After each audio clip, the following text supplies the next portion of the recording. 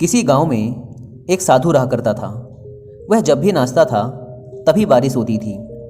इसलिए गांव के लोगों को जब भी बारिश की ज़रूरत होती तब यह लोग उस साधु के पास जाते और उनसे अनुरोध करते कि वह नाचे, और जब वह नाचने लगते तो बारिश ज़रूर होती थी। कुछ दिनों बाद 4 लड़के शहर से गांव में घूमने आए। जब उन्हें यह बात पता चली कि किसी साधु के नाचने से बारिश होती है तो उन्हें यकीन नहीं हुआ। शहरी पढ़ाई लिखाई के घमंड में उन्होंने गांव वालों को चुनौती दे दी कि अगर हम भी नाचेंगे तो बारिश होगी, और अगर हमारे नाचने से बारिश नहीं हुई तो साधु के नाचने से भी बारिश नहीं होगी। अगले दिन सुबह सुबह गांव वाले उन चारों लड़कों को लेकर साधु के कुटिया के पास पहुंचे। गांव वालों ने साधु को सारी बात बताई। फिर उन लड़कों ने नाचना शुरू किया। पहले लड़के ने नाचना शुरू किया। आधा घंटा बीत गया। फिर पहला लड़का थक कर बैठ गया, पर बादल नहीं दिखे। कुछ देर बाद दूसरे लड़के ने नाचना शुरू किया, और 1 घंटे बीतते बीतते वह भी थक कर बैठ गया। बाकी दोनों लड़कों ने भी ऐसा ही किया, पर बारिश नहीं हुई।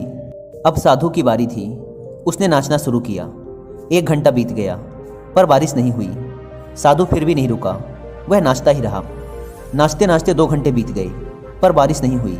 4 घंटे बीत गए, पर बारिश नहीं हुई। लेकिन साधु तो रुकने का नाम ही नहीं ले रहा था। धीरे धीरे शाम ढलने लगी कि तभी बादलों की गड़गड़ाहट सुनाई दी, और थोड़ी देर बाद जोरों की बारिश होने लगी।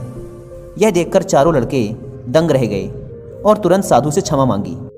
फिर चारों लड़कों ने साधु से पूछा, बाबा, भला ऐसा क्यों कि हमारे नाचने से बारिश नहीं हुई और आपके नाचने से बारिश हो गई? साधु ने उत्तर दिया, जब मैं नाचता हूँ तो 2 बातों का ध्यान रखता हूँ। पहली बात तो मैं यह सोचता हूँ कि अगर मैं नाचूंगा तो बारिश को होना ही पड़ेगा, और दूसरी यह कि मैं तब तक नाचूंगा जब तक कि बारिश ना हो जाए। सफलता पाने वाले में भी यही गुण विद्यमान होता है। वे जिस काम को भी करते हैं उसमें उन्हें सफल होने का पूरा भरोसा होता है, और वह तब तक उस काम को करते हैं जब तक कि उसमें सफल ना हो जाएं। इसलिए अगर हमें सफलता हासिल करनी है तो इस साधु की तरह ही अपने लक्ष्य को प्राप्त करना होगा।